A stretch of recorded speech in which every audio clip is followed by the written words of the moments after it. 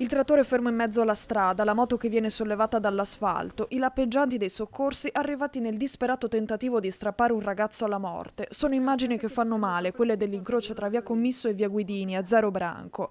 Ancora di più quando quel ragazzo ha un nome e un volto che tutti conoscono, Giacomo Gobbo, 19 anni appena, una vita ancora tutta da vivere, spezzata in pochi istanti a poche centinaia di metri da casa. È ancora da chiarire l'esatta dinamica del drammatico schianto avvenuto nella tarda mattinata intorno alle 11, all'intersezione tra le due strade.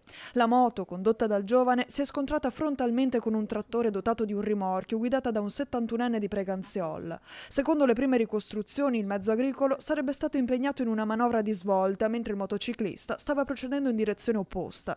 L'impatto è stato violentissimo. Sul posto sono intervenuti in pochi minuti i sanitari del 118 con automedica, ambulanza e delisoccorso, ma purtroppo non c'è stato nulla da fare. Giacomo è morto sul colpo. Saranno ora la polizia locale e i carabinieri intervenuti sul posto a ricostruire l'esatta dinamica della tragedia. Al vaglio anche le telecamere di videosorveglianza presenti all'intersezione per chiarire ogni dubbio. La notizia si è diffusa rapidamente in paese, lasciando sgomenta un'intera comunità che conosceva bene il giovane e la sua famiglia. A pochi metri di distanza dal luogo della tragedia si stava anche svolgendo il grest della parrocchia, dove molti amici di Giacomo e la sorella minore si stavano divertendo, fino a quel dannato momento. Un ragazzo che tra l'altro conoscevo personalmente per vari motivi.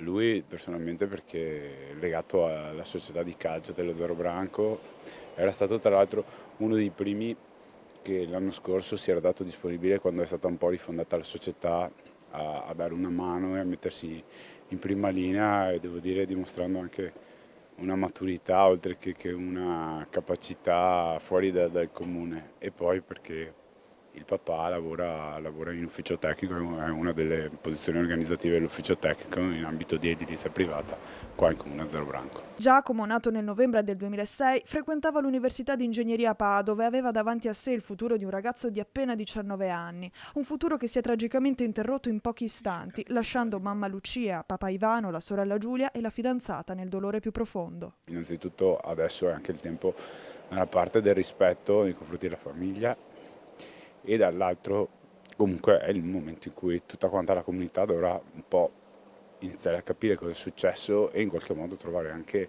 il modo di reagire, e quindi ci sarà senz'altro un momento, uno spazio di ricordo per Giacomo, ma ci sarà comunque la necessità, ecco, tutti quanti insieme di abbracciare, di dimostrare questa solidarietà a tutta quanta la famiglia, perché una vicenda del genere, insomma, tocca, non può lasciare indifferente nessuno, tocca a tutti quanti.